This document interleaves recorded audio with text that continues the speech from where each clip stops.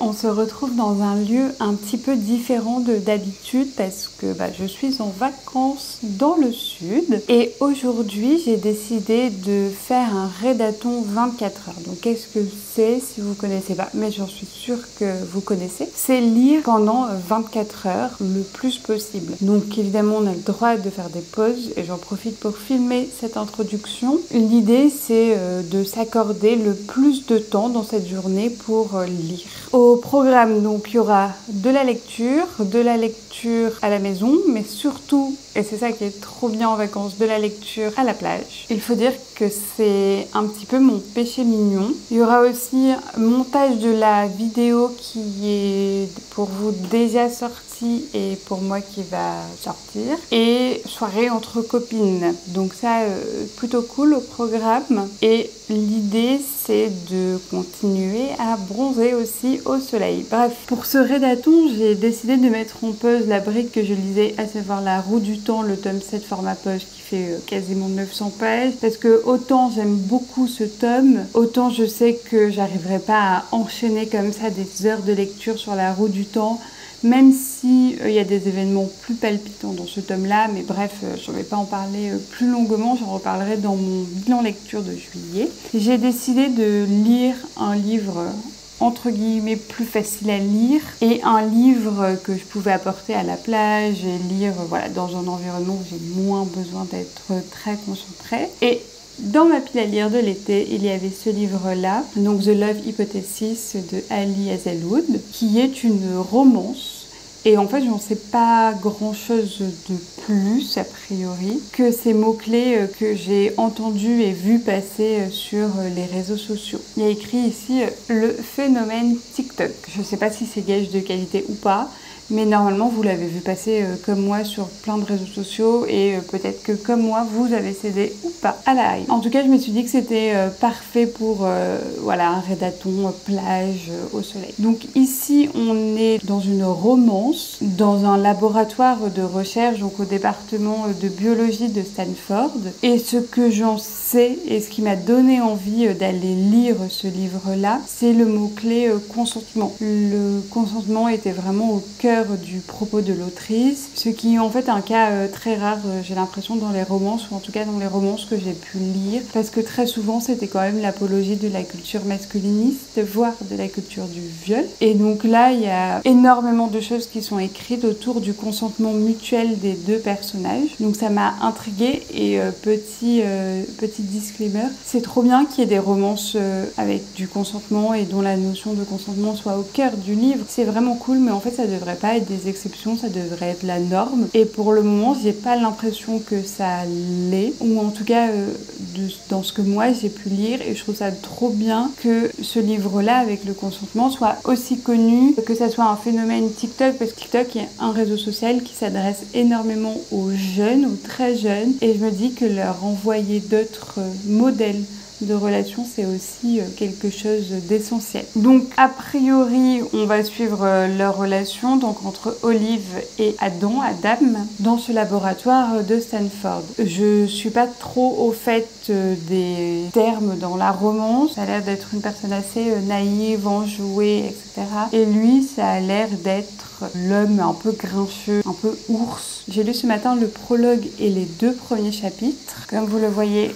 mon marque-page, c'est un ticket de caisse de la librairie où j'ai acheté le livre, parce que évidemment j'ai oublié de prendre des marque-pages avec moi. J'en suis donc à la page 65, et je vous disais vraiment ça se lit hyper vite. J'ai lu ça en me réveillant ce matin. Et j'aime bien, sans plus. Effectivement, la notion de consentement est présente dès les 65 premières pages. Ça commence par Olive qui embrasse Adam dans les couloirs et elle lui demande son consentement, et il y a un débat sur savoir si est-ce qu'il lui a donné ou pas, et est-ce que du coup c'est un cas d'harcèlement au travail. Donc du coup c'est des questions assez importantes, des thématiques fortes qui sont abordées dans les toutes premières pages. Readathon, donc il faut que j'aille lire et arrêter de vous parler. Même si c'est agréable, je vais donc continuer ma lecture un petit peu, faire une pause pour faire du montage vidéo, ou peut-être pas, on verra bien dans les plans, et après me préparer pour aller à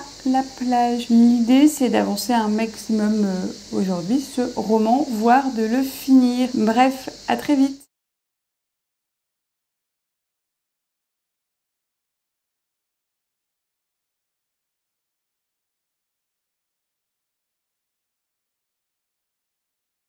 On se retrouve et il est un peu plus de midi et j'ai bien avancé dans The Love Hypothesis et je me rends compte que je vous ai même pas résumé de quoi ça parlait alors que j'avais lu une 60aine de pages dans le premier plan face caméra. Donc on suit ici Olive et Adam, je sais pas, je pense que je vais pas du tout savoir dans tout ce clip, mais c'est pas grave. Olive est doctorante en biologie et elle travaille sur le cancer du pancréas et Adam est professeur-chercheur à l'université de Stanford dans un domaine dont j'ai pas trop compris ce dont il s'agissait. Bref, Olive avant était en couple avec Jérémy et la meilleure amie d'Olive est en fait attirée par Jérémy et Olive décide de faire croire à sa meilleure amie qu'elle sort avec quelqu'un pour que cette dernière se décide à sortir avec son ex. Et donc dans cette manigance-là, elle panique un peu et elle fait croire qu'elle sort avec Adam. La trope du livre, c'est donc le fake dating. Et donc en fait ce faux couple-là, on sent de plus en plus qu'il se transforme en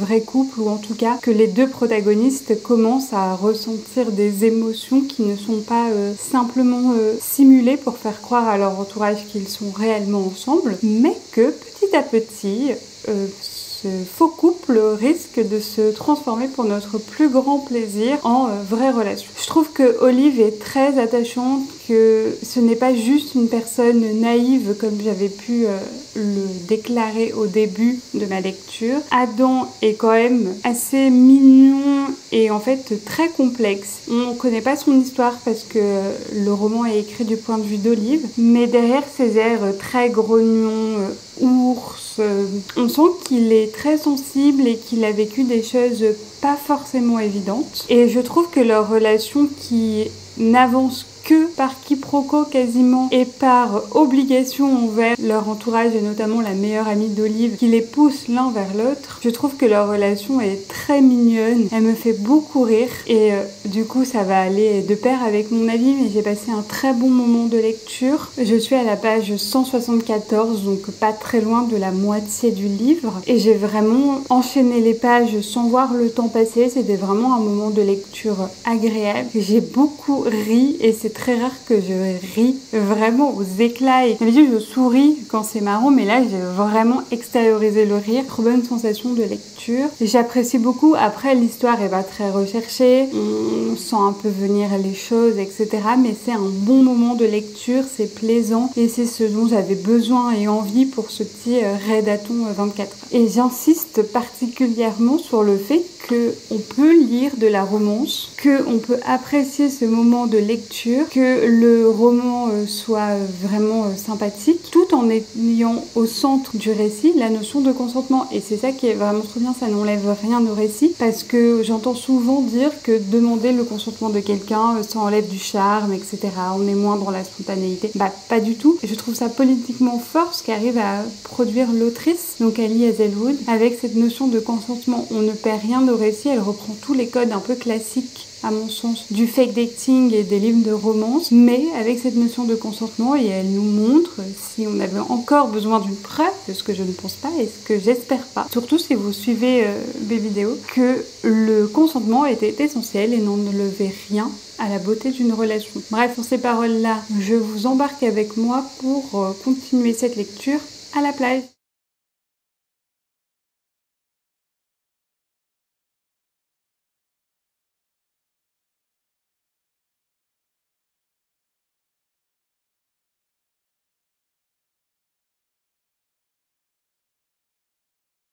Coucou, je vous reprends au sortir de la plage. Il est 16h30 et j'ai bien avancé mais sans plus dans ce livre-là. J'en suis à la page 277 sur 410 à peu près. Donc il me reste 130-140 pages. Donc c'est jouable pour le finir aujourd'hui je pense. J'aime beaucoup ce que je lis, vraiment les personnages sont touchants, surtout les deux protagonistes, donc Olive et Adam. Voilà, j'ai décidé qu'on allait l'appeler Adam. Surtout lui, je trouve qu'il est très intriguant, mais c'est peut-être parce qu'on n'est pas dans son point de vue à lui. J'ai beaucoup pensé aux deux personnages quand je lisais pas, donc c'est plutôt bon signe. Ça m'a donné envie de continuer ma lecture, que j'apprécie toujours autant. Et j'aime bien les quiproquos, les faux semblants. Olive pense que Adam est amoureux d'une autre fille et c'est pour ça que leur véritable amour serait impossible. Adam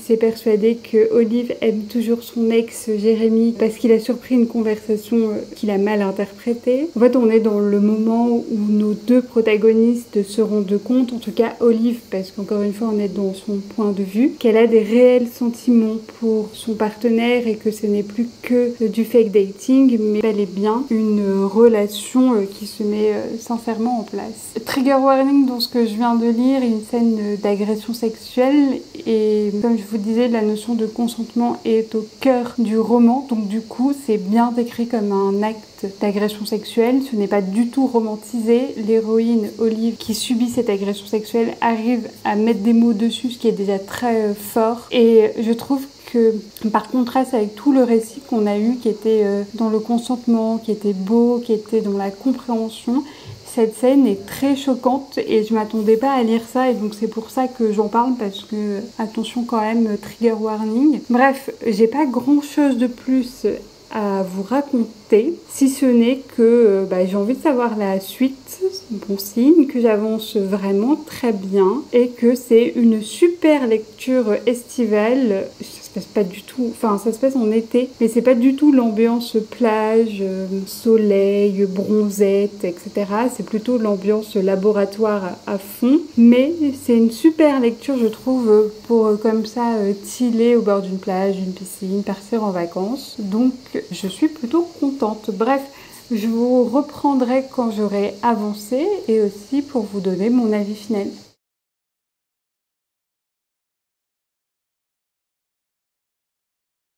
Bonjour, on se retrouve pour mon avis final sur le livre, donc sur The Love Hypothesis d'Ali Hazelwood.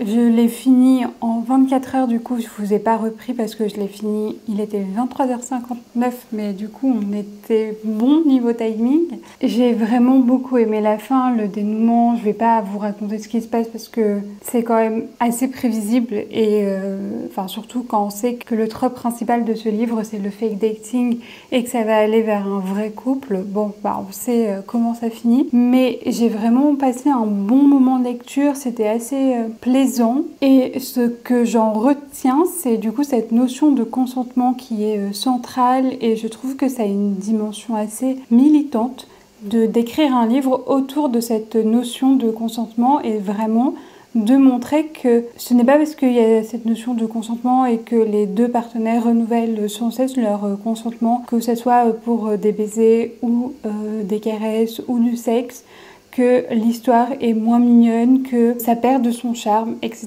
Pas du tout, au contraire, et j'ai trouvé ça très politiquement fort de le formuler et de le mettre en avant. J'ai vraiment aimé le personnage d'Adam, toujours pas, et ce caractère un peu grognon et en fait le fait qu'il soit amoureux d'Olive depuis des années puisque c'est la scène du prologue, voilà. Je sais pas quoi en dire de plus à part que hyper cool d'avoir lu un genre que je connaissais pas, de la romance avec cette notion de consentement hyper centrale, des personnages attachants, des personnages qu'on a envie d'aimer et en fait on a envie d'être leur ami et de les pousser l'un vers l'autre, de les pousser à s'ouvrir et à accepter cette relation. Donc voilà, un bon readathon, 24 heures, même si j'ai lu que, entre guillemets, ce livre-là, qui fait 400 pages. C'était parfait pour l'occasion, c'était tout ce dont j'avais besoin.